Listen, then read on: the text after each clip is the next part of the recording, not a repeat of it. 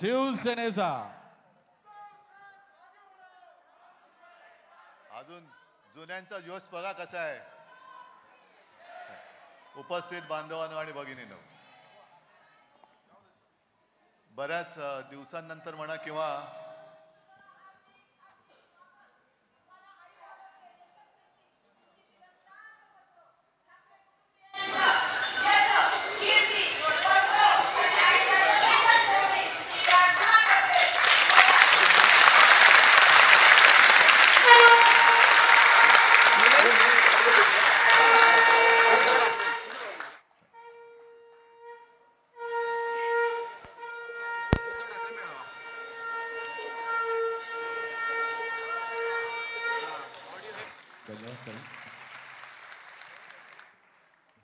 असे आशीर्वाद लाभल्यानंतर मग संकटाची चिंता कशाला करायची. आज बऱ्याच दिवसानंतर किंवा एक आपला मध्ये संघटनेचा कार्यक्रम झाला होता गेल्या वर्षी, पण पुण्यामध्ये तसं येणं होत नाही. मात्र आज म्हणजे आता कोणत्या शब्दात बोलायचं, मी पुन्हा येईन नाही, पण मी नेहमी येईन पुण्यात.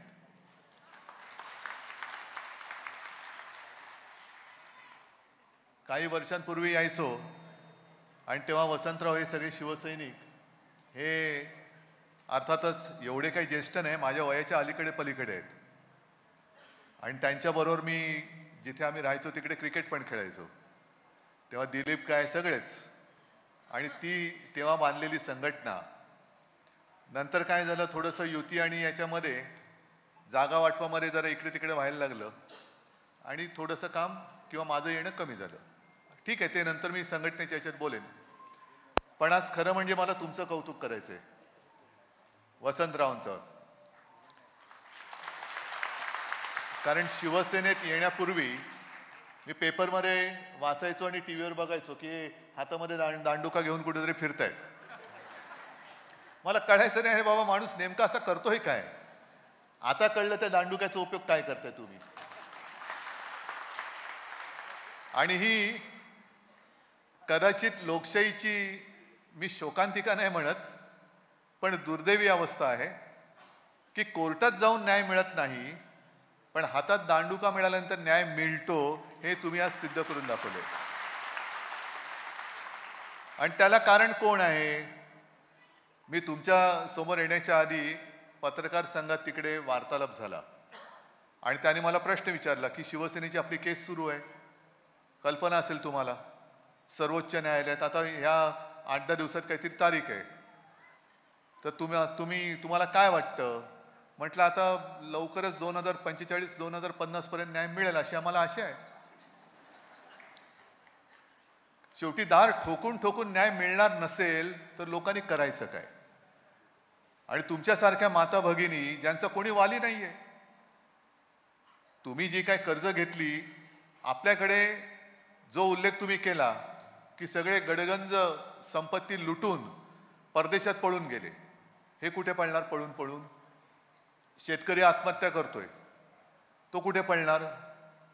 कारण आपण सगळेजण जे सर्वसामान्य आहात ते प्रामाणिक आहात. आणि मग एखादी बँक जेव्हा नोटीस लावते तेव्हा शेतकऱ्याच्या घरावर नोटीस लागल्यानंतर तो म्हणतो अरे अशी बदनामी गावात होण्यापेक्षा जीव दिलेला बरा, नको ते जीवन. म्हणजे तो देश नाही सोडत, तो देह सोडतो. हा फरक आहे. आणि मग कधीतरी सरकारच्या मनात येतं आणि त्यांचं करोडो रुपयांचं कर्ज हे माफ करून टाकलं जातं. मग या माझ्या गोरगरिबांनी काय करायचं. जो तुम्ही उल्लेख केला हे आता सगळं चांगलं झालंय म्हणून चांगलं आहे, पण जेव्हा कर्जामुळे तुमची बँक खाती गोठवली गेली आणि घराघरात जेव्हा वादविवाद, बँकेचं खातं गोठलं असेल किंवा नसेल पण कर्ज फेडता येत नाही म्हणून वादविवाद होत असतील, हे टेन्शन तुम्ही कसं सहन करू शकलात. हे जोपर्यंत ज्यांनी तुम्हाला फसवलं होतं त्या नालायकांना भोगावं लागत नाही तोपर्यंत ती संकट हे दूर नाही होणार. आज मला नक्की समाधान आहे. आणि वसंतराव, तुम्ही जे म्हणता ना, सगळे शिवसैनिक तर सोबत आहेतच. करा ना सुरू, दरबार करा, जनता दरबार सुरू करा. नाहीतर शिवसेनेचं जन्म घेण्याचं कारण काय दुसरं. न्याय हक्कासाठी लढणारी शिवसेना, न्याय हक्क, सत्ता असो किंवा नसो. तुम्ही जर का ठरवलं तर सत्ता परत येईल. आज सत्ता नाही आहे पण न्याय मिळवून दिला, त्याच्यासाठी तर शिवसेना आहे. आणि हा जो फरक आहे, सत्ता असणारे कसे आहेत आणि सत्ता नसणारे कसे आहेत, तुमच्या मदतीला धावून कोण आलं? सत्ता नसलेले. आणि लाडक्या बहिणीचे लाभ कोणाला कोणाला कोणी दिले आहे ना? लाडक्या बहिणीचे म्हणजे मी जरा थांब, लाडक्या बहिणीतनं जी योजना जाहीर केली, मी तर आता म्हटलं असं की ज्या परिस्थितीत आज महाराष्ट्र आहे, मराठवाड्याचा शेतकरी उद्ध्वस्त झाला आहे, सगळीकडे वाताहत झालेली आहे. निवडणुकीच्या वेळेला 2-3 महिन्याचे खात्यामध्ये तुमच्या पैसे आले होते की नव्हते? आले होते की नव्हते? असतील तर हो, नसतील तर नाही. त्याच्यानंतर तुम्हाला फोन यायचा, ताई तुम्ही अमुक अमुक बोलताय ना, तुमचं या बँकेत खातं आहे ना, मग तुमच्या खात्यात पैसे आले ना. मग ताई काय म्हणायची, अरे बापरे, माझं नाव यायला माहिती आहे, माझा टेलिफोन नंबर माहिती आहे, माझं बँकेचं खातं यायला माहिती आहे. पण लक्षात ठेवा, आमच्या दादानी, आमच्या भाऊनी, आमच्या यांनी तुम्हाला हे सगळं केलेलं आहे.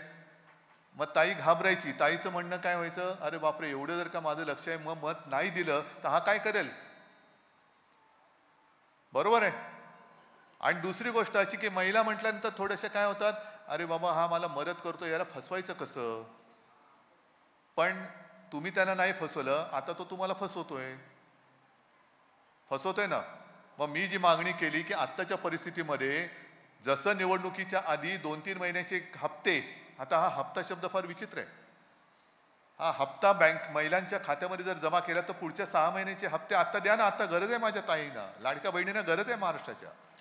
पुढच्या 6 महिन्याचे द्या टाकून. आणि हे होऊ शकतं. आज आपल्याकडे जिल्हा परिषद आणि स्थानिक स्वराज्य संस्थांच्या निवडणुका म्हणून काहीतरी मधाचं बोट नक्की लावतील. मोदीजी येत आहेत आता, काहीतरी नक्की जाहीर करतील. पण ते मधाचं बोट आहे. बिहारच्या निवडणुका आता अजून जाहीर नाही झालेल्या, पण 75 लाख महिलांच्या खात्यात बिहारच्या मोदीजींनी प्रत्येकी 10,000 रुपये टाकलेले आहेत. मग माझ्या महाराष्ट्राच्या बहिणी कमी लाडक्या आहेत का? बिहारच्या बहिणी जास्त लाडक्या आहेत का? का आता बिहारच्या बहिणींच्या मताची तुम्हाला आवश्यकता आहे म्हणून तुम्ही त्यांच्यावरती जास्त प्रेम करताय का? बहीण बहीण असते. मी तर म्हणतो असं निवडणूक बघून कशाला करताय? संपूर्ण देशातल्या महिलांना दर महिन्याला तुम्ही द्या. संपूर्ण देशातल्या महिलांना जाहीर करा. पण अट एक आहे की तुम्ही देता हे का उपकार नाही करत, हे यांच्या हक्काचे आहेत. महिलांना दर महिन्याला तुम्ही 1,500 रुपये देतायत. 2100 रुपये देणार होते, कधी देणार आहेत?